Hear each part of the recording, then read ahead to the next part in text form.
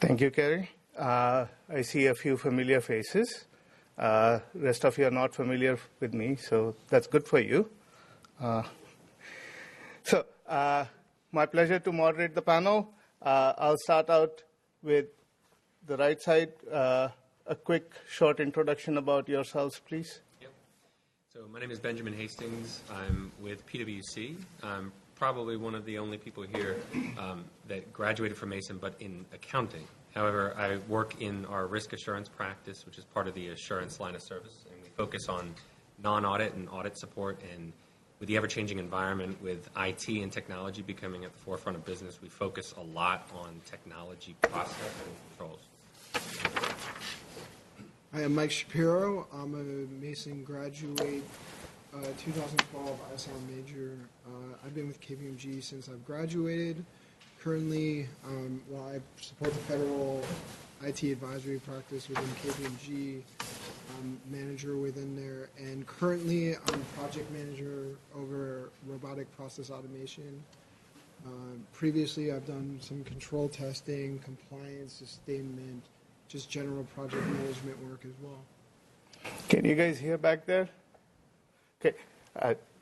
You might have to move the microphones up closer. Okay. I'm Megan LeBrun. I'm a director with Baker Tilly. I'm within our consulting group, and then within our consulting group, I'm within our business information systems practice. I actually got my master's here at Mason. It was in accounting as well, so it wasn't in ISOM, but my undergrad, which I did get somewhere else, part of that was focused on information technology. And so really within our BIS group, we have a variety of majors and, really a lot focused on the information systems as well as operations management, focusing on the business and the technical side because we do a lot of system implementations as well as data migrations and system assessments and business process improvement. I'm Fletcher Lopez. I work at FDM Group right now, so they're an IT consultant. Basically how FDM works is that they provide additional training and put you on a client side after that training. So I graduated August 2017 from George Mason in ISOM. My stream is called ITSM, so IT Service Management, where I get to learn how to be a business analyst or a project manager or a data analyst, which is perfect for, I think, a lot of roles that you guys are looking at. So after my training and doing really well, I'll be at Fannie Mae as a business analyst. I'm Timothy Kutz. I'm a senior director at Gartner, Inc., actually within the consulting division of Gartner, Inc., and I graduated with an MBA back in '95 from George Mason. All three of my children got their undergraduate degrees at George Mason. I've been a season ticket holder of the Mason basketball forever. Awesome. Go Mason, heading to A10 right now. I hope some of you pay attention to basketball because it's a lot of fun. The green machine's awesome. Been with Gartner about 9.5 years, almost 10 years now. No, almost 9 years. I take it back, almost 9 years. And I head our global enterprise applications group. Thank you. Good morning, everyone. Thank you for being here today. My name is Scott Hine. I work for the Department of Energy. I am the director of our Information Systems Group within the Office of Energy Efficiency and Renewable Energy. Department of Energy is a very large organization, all the way from nuclear material, nuclear security, fossil energy. Our office, the Energy Efficiency and Renewable Energy Office, has everything to do with wind, water, solar, bioenergy, LED bulbs. Anybody have LED bulbs? That research came from us. Energy Star appliances, anything like that. Electric vehicles, all that R&D came from our organization. I've been at Energy for about 11 years. Prior to that, I was in Department of Defense for about 20 years, both active duty and civilian. I graduated from here in 1985 and lived in the apartments, which were recently torn down. We did not have ISOM at the time. It was called Decision Science. I think one of the last of those that actually have that. I, too, am a longtime season ticket holder of men's basketball. I'm on the business alumni chapter. There's a lot of other background that I could share, but now's not perhaps the time. But I look forward to talking to you today, and please connect with me on LinkedIn. I think the biggest thing that was mentioned by Carrie and others, it's all about networking. It's the discussion today, but it's how we might be able to help you in the future. So please feel free to connect with me on LinkedIn. I look forward to talking to you. Thank you. All right. So we have two people from accounting who made it to the dark side or the lighter side. Any double majors here? Accounting and ISOM? No? Only ISOM? Ah, darn it. I was going to tell you to welcome to the light side too. So we have a few Mason ISOM alums. First question to you and then to the non-alums. How did your undergrad degree position you for the career that you took? And what does it mean for them to be coming out with an ISOM degree now? Yeah? Okay, sure, I'll take that. First, again, when I graduated, I went immediately into the Army and grew up in a military family, went into the Army, into signals intelligence, military intelligence. Thought I'd make that a career, and the ISOM, or decision science, the business analytics, operations research, if you will, that information, those skills helped me immensely. Just to get through the first couple of years, there's a lot of data fusion. We didn't call it that at the time. Data mining, again, we didn't necessarily call that at the time. But it's really having an opportunity to pull a lot of information together, understand what it means, and effectively that's what we were doing from military intelligence, is pulling disparate information together, weaving it together into a coherent story, and then briefing leadership on that, on real-world battlefield type of opportunities. Could I have done that without the degree? Perhaps, but the having the ISOM, or decision science, truly helped me immensely. And then what that led to, if I may continue, during the time when I was in the Army and had the military intelligence, I picked up my top secret security clearance, which I actually had up until just about a year ago, because I no longer work on classified material, but I had that for over 30 years. And so graduate from here, have an ISOM degree, went into the military, did that type of work, got out, worked for a Department of Defense contractor, then became a federal employee after that. And so I think it was all woven together and very integrated to truly get to me to where I am today. Thank you. If I may, the more recent graduate, Mike, and then Fletcher. So I would say that ISOM definitely prepares you for the consulting line. Definitely like business analyst, project management, it gave me a lot Mike, of that. you need the mic closer. Sorry. We need both mics working in tandem. Can everybody hear me now? Better. So I would say that having the ISOM degree, definitely getting the exposure to the business analyst side, to getting the information systems with a lot of the business analysis as well, but also having the other experience that you get with ISOM, the accounting, the audit, all that other stuff that we think isn't really important, it does help. Because I'm at a Big Four and there's a lot of integration, and having that exposure to the information side as well as the business side is obviously really important. The other thing is it really prepared me for project management, for being able to identify problems, manage schedules, look at Slack, and look at all these aspects that you guys are learning now, and you're kind of like, where would I use this? And I can assure you that you will be using a lot of those skills once you get into the workforce as well. But to that point is Mason really prepares you for that foundation. Understand that in the industry, it's continuously growing. What I'm doing now, robotic process automation, intelligent automation, wasn't really at the forefront when I graduated, and now it's becoming a hot button topic. So it prepares you to learn and adapt as well. A lot of opportunities to get certifications. So that's what I would say is you're getting your education now, but understand that in the field you're going to continuously grow, and Mason definitely gives you the foundation to start, but you will keep learning throughout the rest of your career. Okay. So since I picked on accounting side, I'll also point out that Mike is a certified information systems auditor, so he moved a little towards the audit side, and the auditors moved a little towards the technical side. So Fletcher, and then I'll give Benjamin a chance to sort of talk to what attracted him to the tech side of the house. Yeah, so I think a huge advantage that we have as ISOM majors is that we get both IT and business together, which are obviously two really big fields in the job market right now. I really love just the big overview of subjects that I got to learn at Mason. So I got to learn about database design, about SQL, and then you go to business analysis, business processes. You learn about project management, and really all those bases helps you throughout your career after ISOM. When I'm in class now, when I'm going to be in as a business analyst,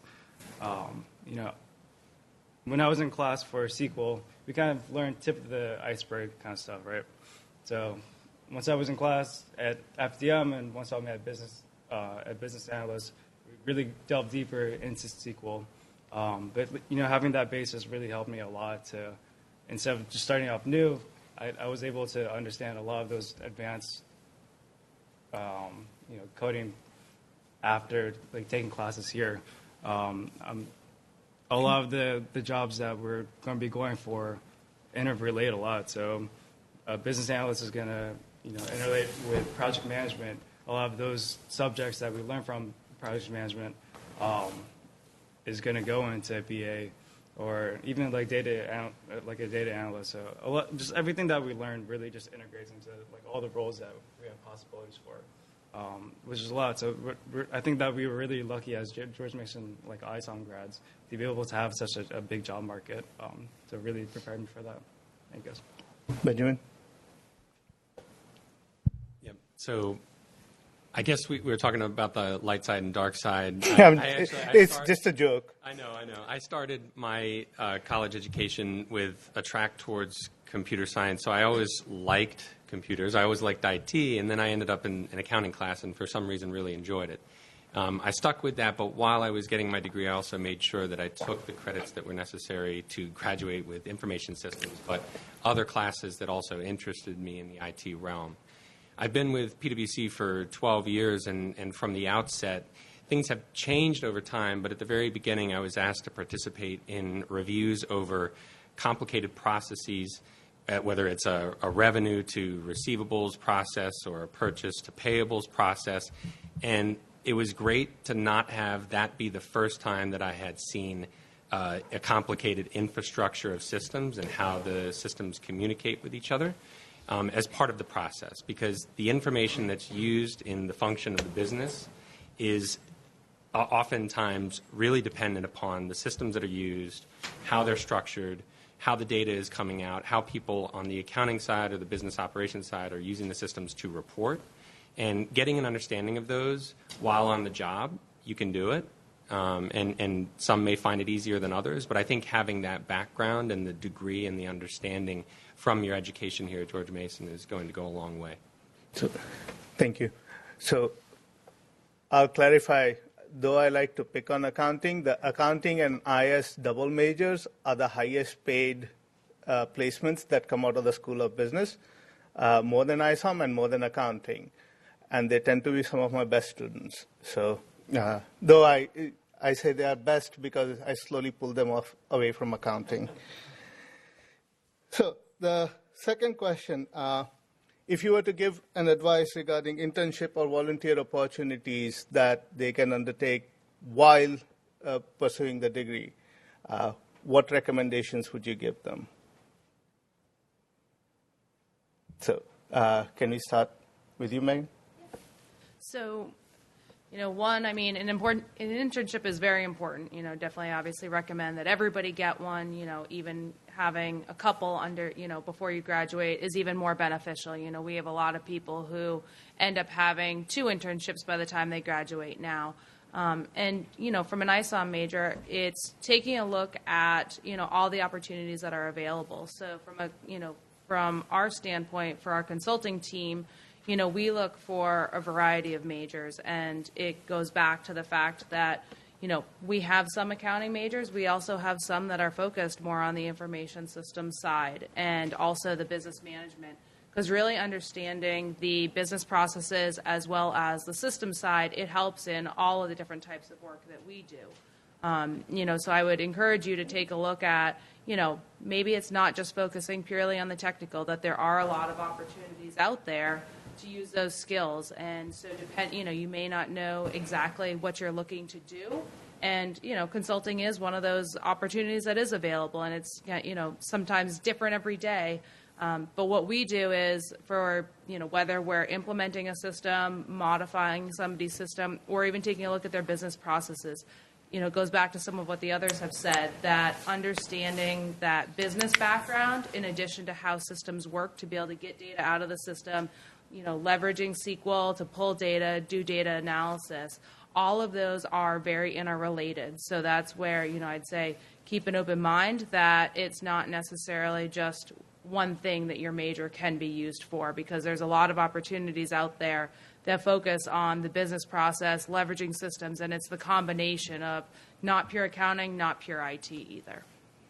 So, Timothy, would you like to add something to that? Yeah, I was afraid you were going to ask me, because Gartner actually doesn't do internships, or we don't have any sort of relationship in that manner. We also don't hire undergraduate students. We only hire graduate students.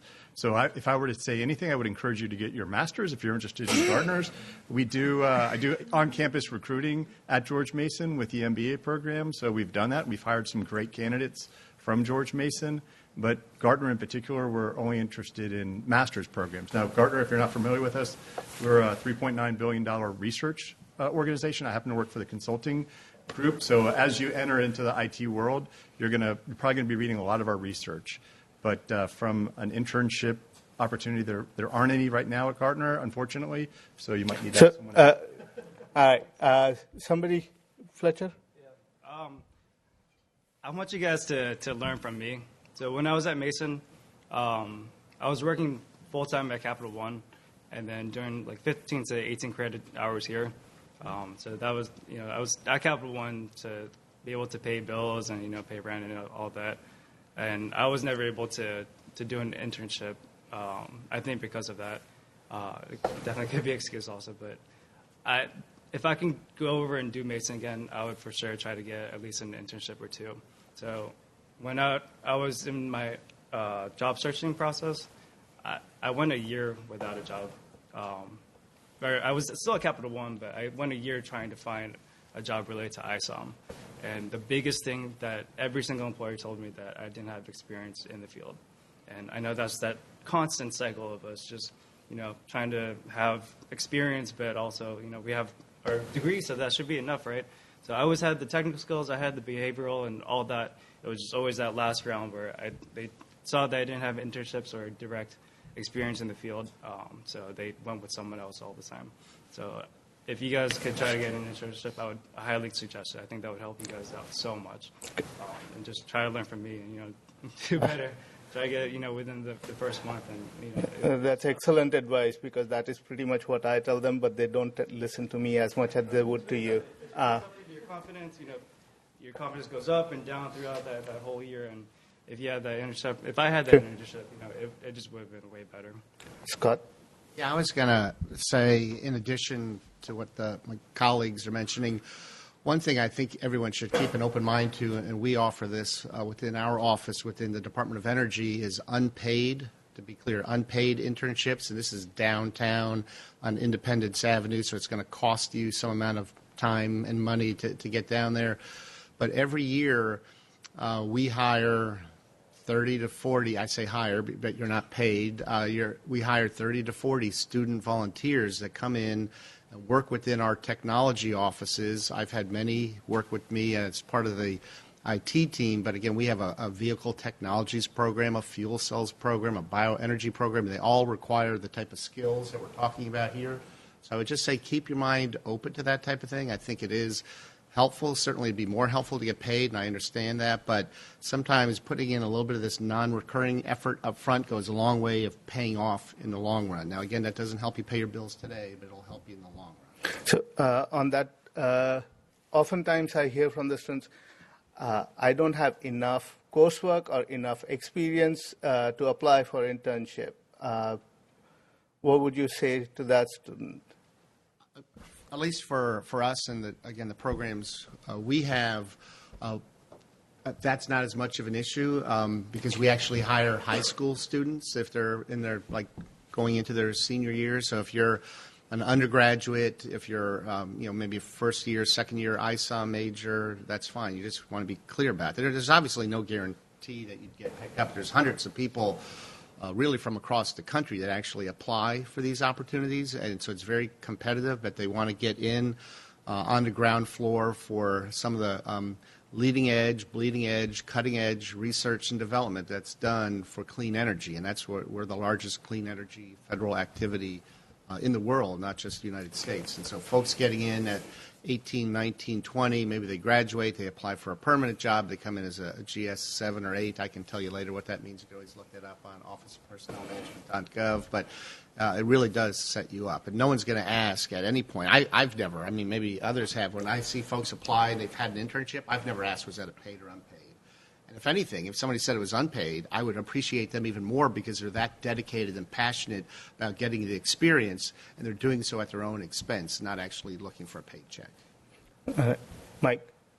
So I would tell everyone that we have a bit of a different situation from what everybody's describing in Gardner and DOE and Fletcher said. So we actually do a substantial amount of internships, and they are key. They're key for a lot of reasons. One, it helps us assess everyone prior to them officially graduating. A large number of our interns actually get placed in the full-time jobs after they graduate. So that's actually a lot of how we get our folks. The actual truth of the internships are you're spending a summer, you're actually in the workforce, you're actually doing everything before you graduate, so you know exactly what is needed in order to get those skills because you see it on the front line. The other thing I would say is there was some discussions about having technical experience and all these other aspects. So we do look at grades, we look at all these aspects, but what we really do look at is problem solving. We look at whether you'd be a good fit. We look at just generally what is your work ethic. We look at all those aspects, and it is very key to get an internship. And even a lot of our interns decide to go elsewhere after, and they let us know. They share that their experience doing the internship has actually helped them prepare for their future careers as well. And I assume PwC is very similar. Yeah, well, all of the big four and regional firms would most likely have a similar methodology, bringing in rising seniors that junior to senior year summer.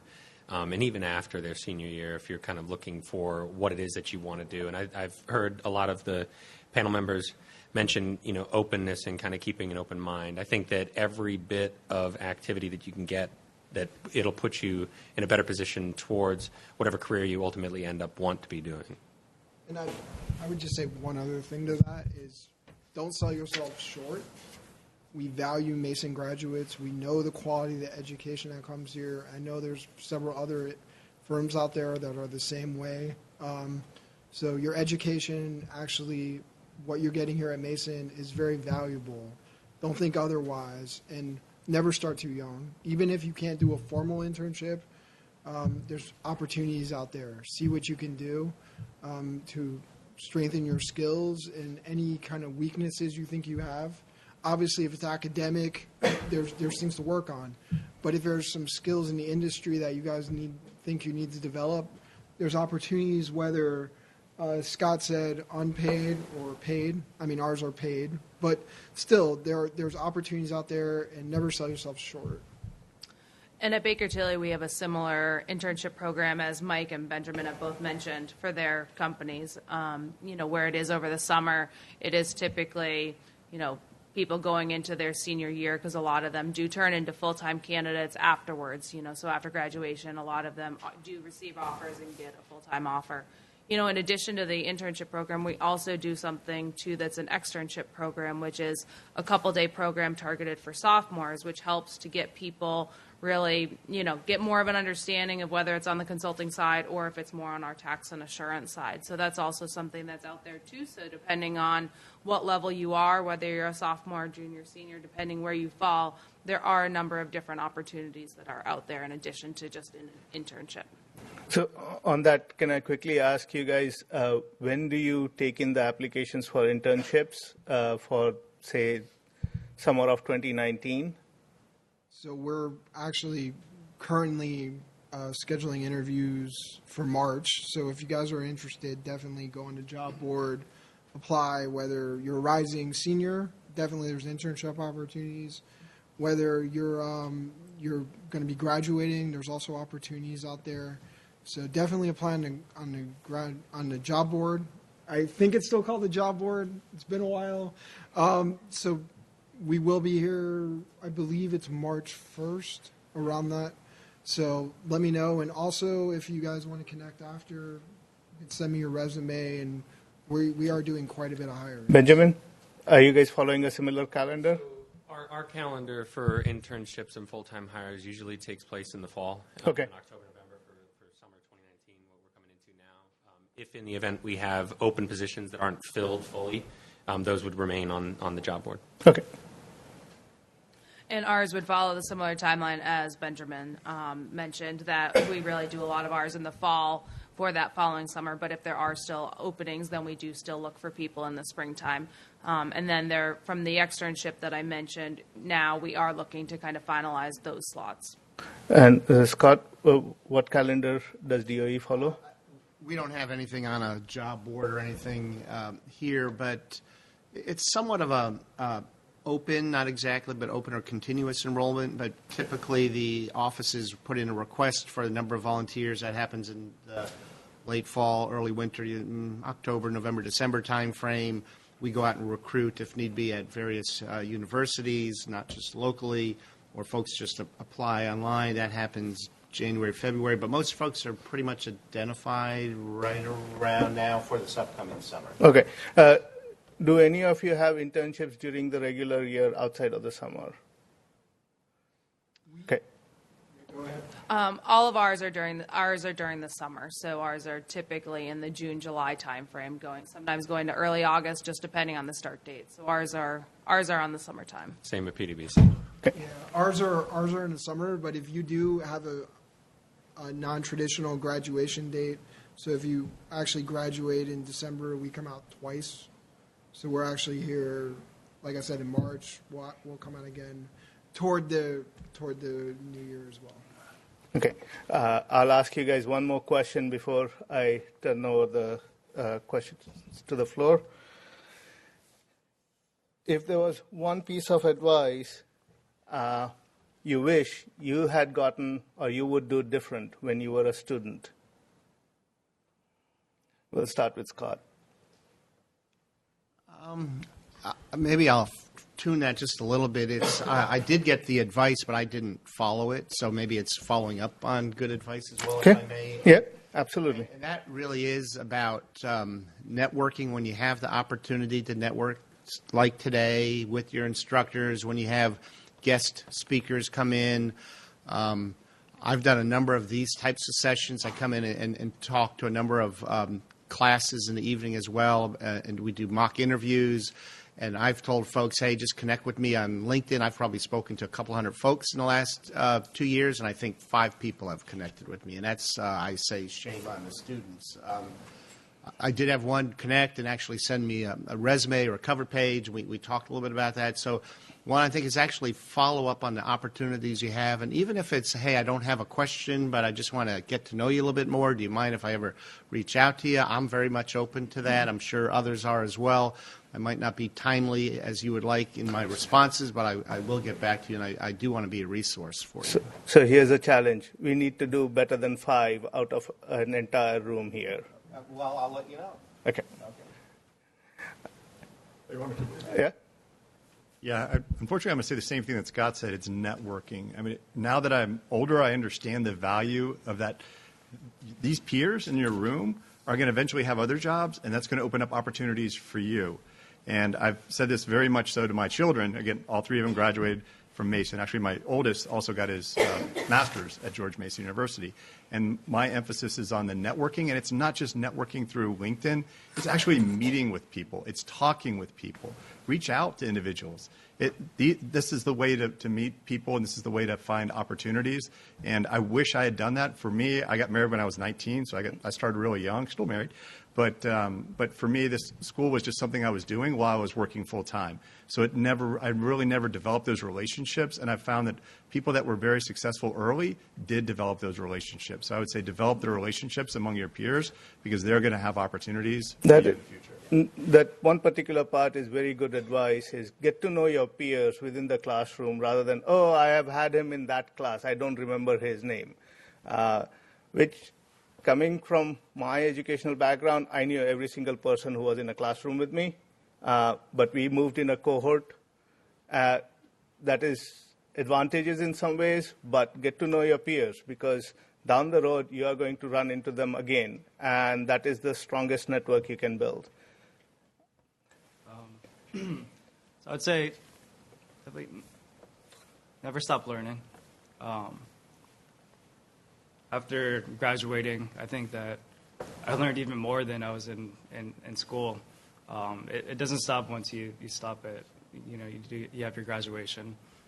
So after school, I had to take it upon myself to learn Tableau and Agile and Scrum even further.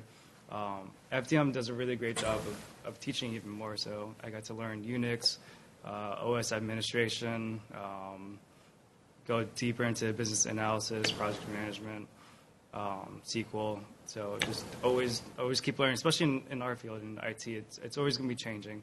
So it's really important just to keep on top of any technologies that are new and upcoming. Like Salesforce is huge right now, and just always want to add to your resume. With FDM, I get a free ITIL cert. And, I may not need it, but, I'm learning how to do it. And, Excellent. maybe in the future, I'll be able to use it and use that as my advantage. So just always Megan? keep on getting certs and always just keep on. I'm sorry, I'm not trying to rush. I'm also trying to not eat into their time too much. I would say, one, get involved. Take advantage of every opportunity you have to get involved in organizations or different events, whether it's volunteering for events or, just getting involved on campus and being a part of different organizations. Because getting out there, getting involved, it also then leads to you networking and building those relationships. And then I would also just say, leverage the resources you have available to you, whether it's career services or other resources and people that as you are getting ready to apply for an internship or, an externship, have somebody read your resume. Whether it's a friend of yours, whether you do take advantage of career services, utilize all, avenues that you have available to you. So I echo the networking. I echo everything everybody has said. But the main thing I would say is take advantage of the resources that Mason has to offer. I didn't do so much of that, and I went the hard way. There's a lot of resources. There's a lot of faculty here. There's a lot of career services, the resume reviews, all that stuff, mock interviews. All that stuff is extremely helpful, and I would take advantage of it. So as the last person on the line, I'll be short, and it's kind of just in addition to everything that everybody else said. I'll say that my resume had barely anything on it outside of school. And my GPA. I would focus on getting involved, like everybody's saying, networking plus getting involved, and take credit for what you do. Put that on your resume. The resumes that I see today are awfully stacked, and I find myself, if I was in the market today, I would have a hard time getting a job with not getting as involved. All right. With that, we'll open up the floor for questions. All right. Hang on a sec.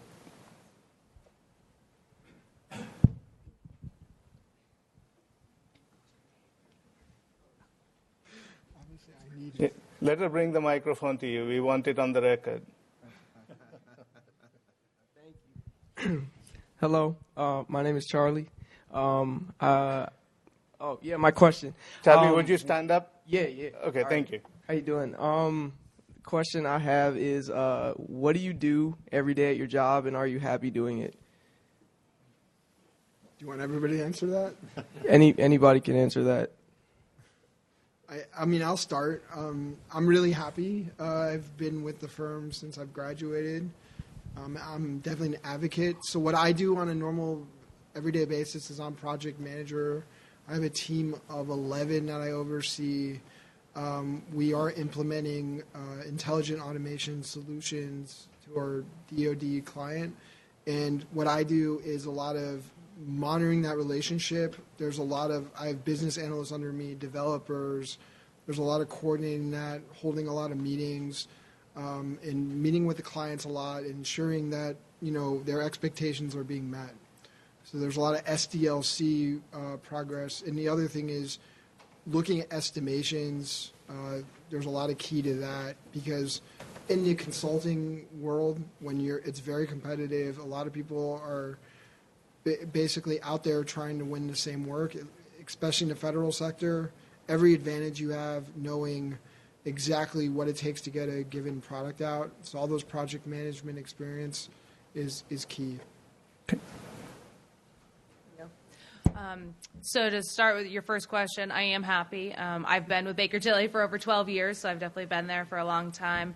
And from a day-to-day standpoint, right now, for example, I'm overseeing 3 different projects for a couple of different clients. And what I do is I attend meetings with the client. I work with the staff and seniors on our team to help guide them, really giving them the ownership to lead and drive activities forward, but I'm there to help, when they have questions, to help push them forward. And, really what we're working to do is one of them is migrating data from one system into another. So there was a company that was acquired. We're sitting there taking the data from one system, mapping it into a new one. And then on another one, we're working to, resolve some data issues that they have where their accounting records in their books are not accurate. And so we're working to update the data within the system to put in the right entries to get it to all match and balance and reconcile to what they want. Okay. Next question.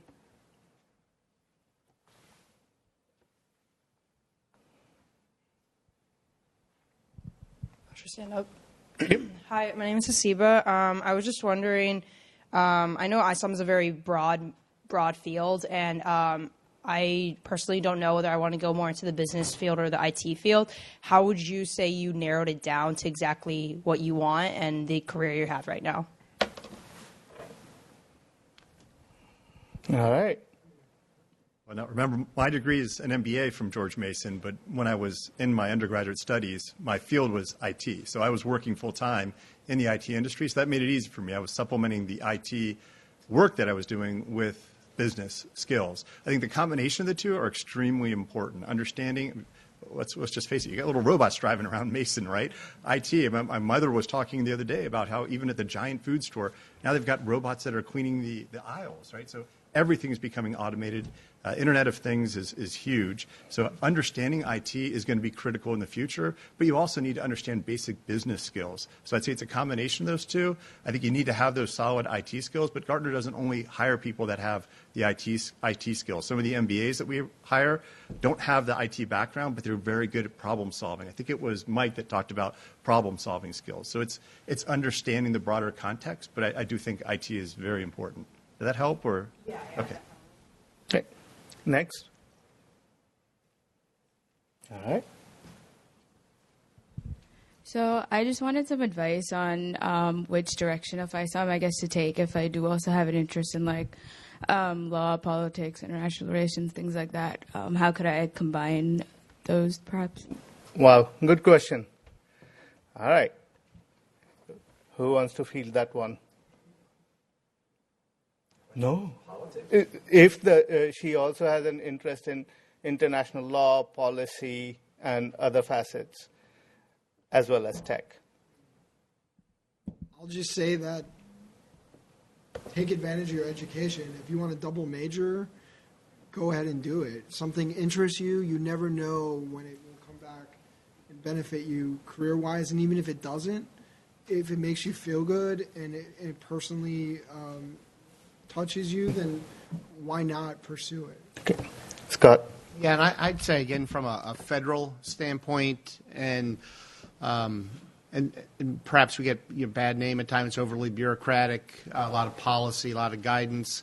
But having someone who understands technology and understands policy and understands, say, the geopolitical matters that are going on, I think that's immensely helpful. I know years and years ago when I was a GS-14 intern working in the Pentagon, I had an opportunity to work on what was called at the time the Information Technology Management Reform Act, which has been replaced by FITARA, Federal IT related guidance. And it's really having an understanding of technology, having an understanding of the federal workplace and overall political structure, and also knowing how to read policy, and more importantly, how to write coherent policy, because that's the last thing anybody wants is a policy that's conflicting, and that happens a lot. Does that answer your question? Good. Next. You had one up here? I saw you raise your hand before, so.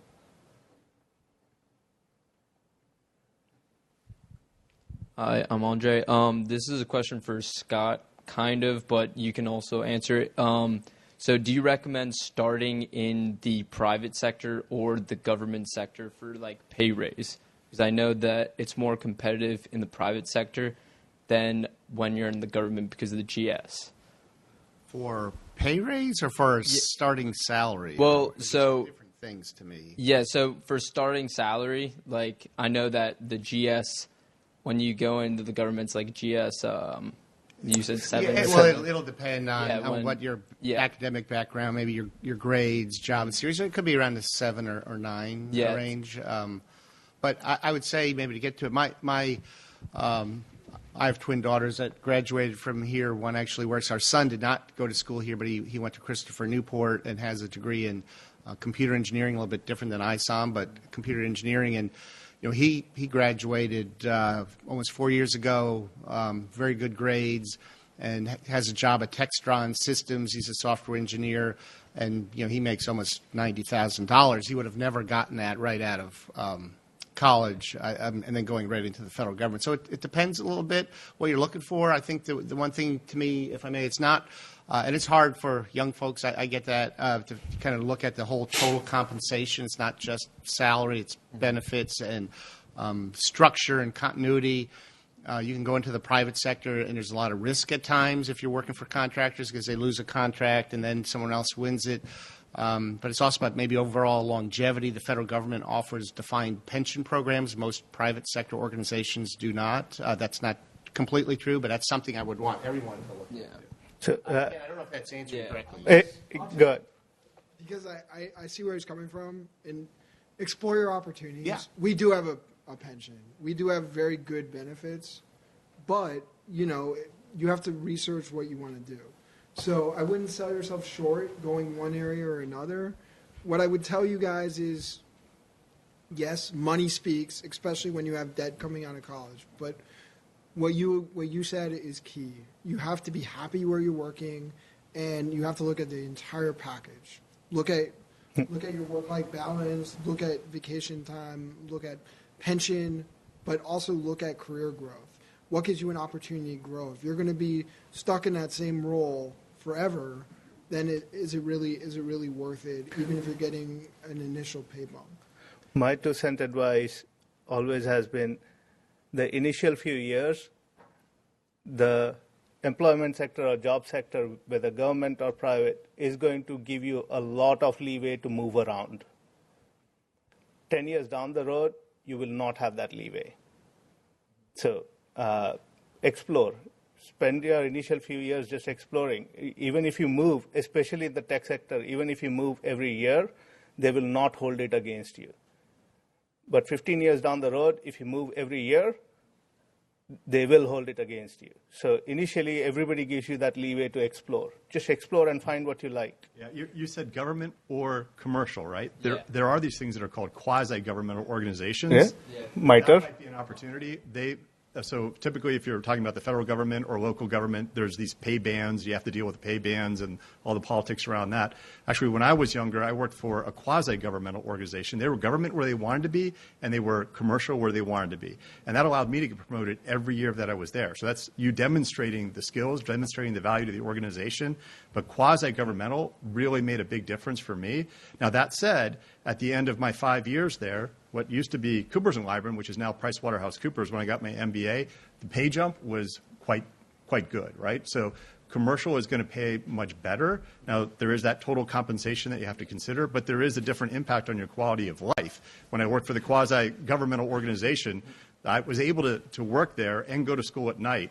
When I worked for Coopers and Lybrand, now PwC, it was different. I was traveling all the time. It was a much heavier workload. And I agree with what you're saying there. Is government is typically, Scott, I think it's typically 40-hour weeks, typically, right? Mm-hmm. I'd say, yeah. I would say if you're going to go into... We will take this conversation offline. Thank you. I am sure that debate is not going to end. Next. We go, okay. That's all right.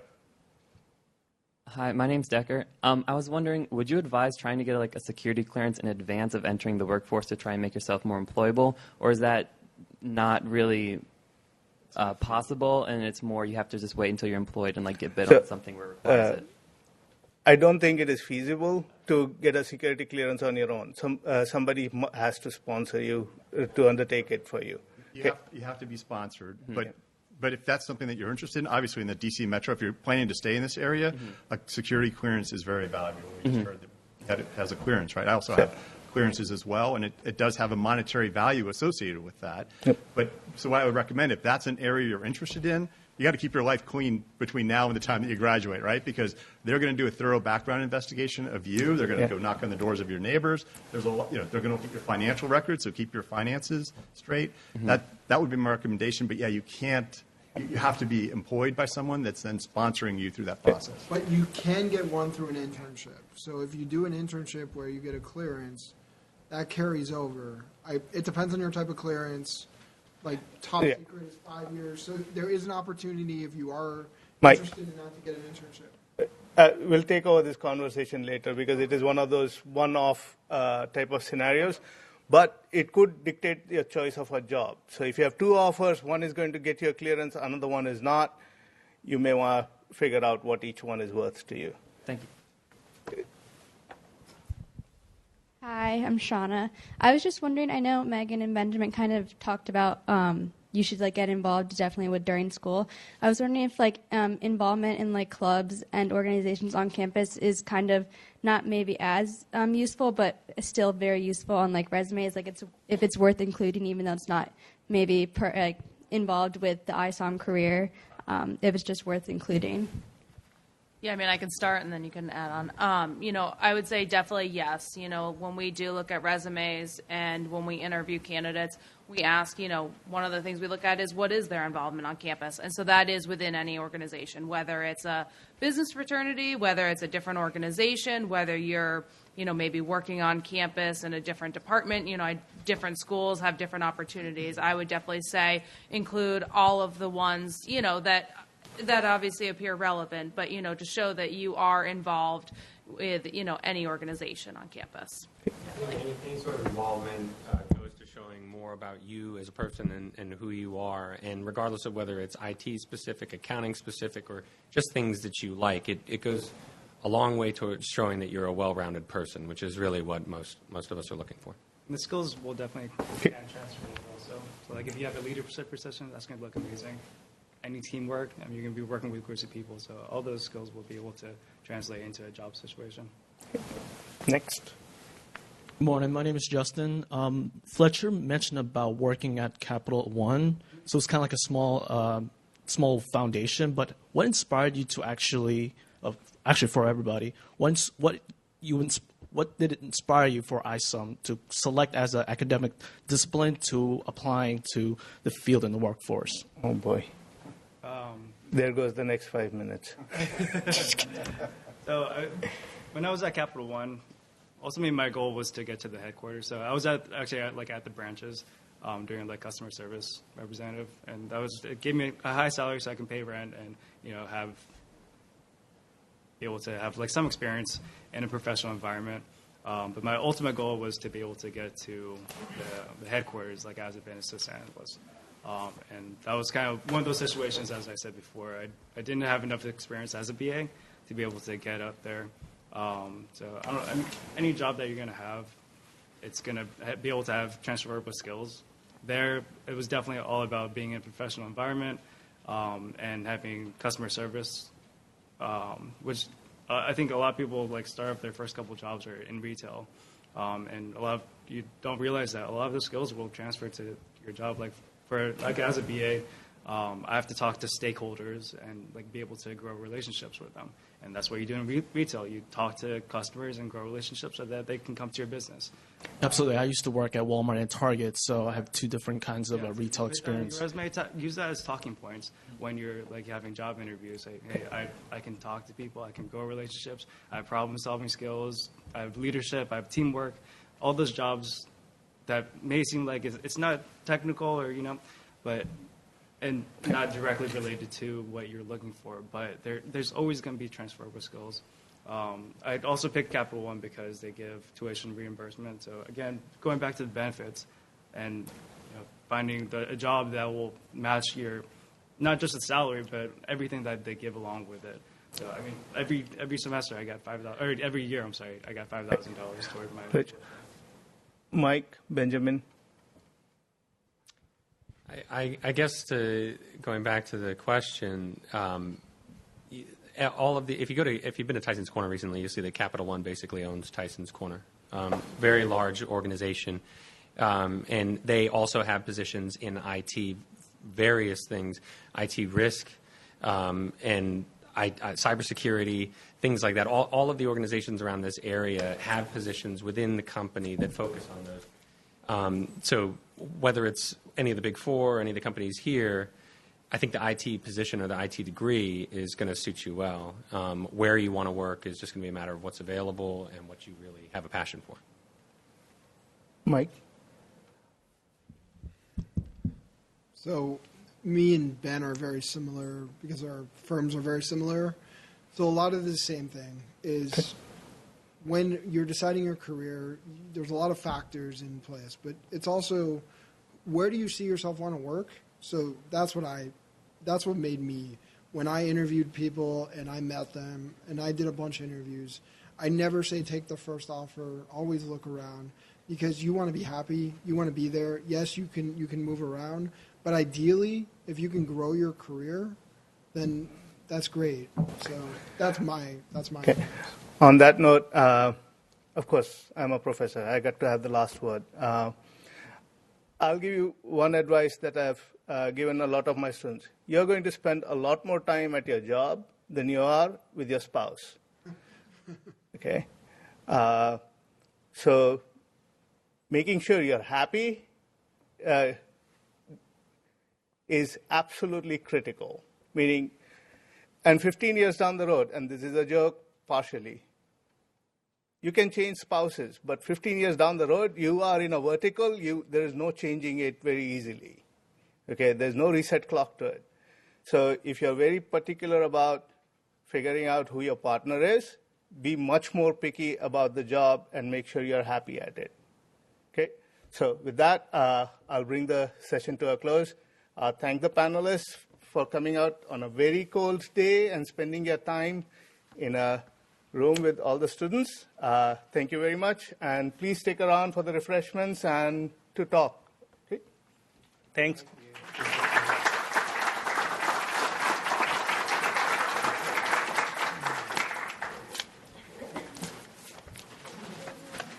once a year.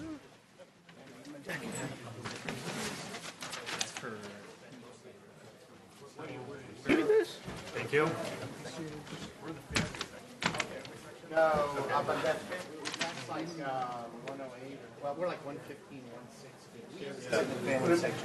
Thank you. Yeah, mind you, you have your validation on the back of your name tag.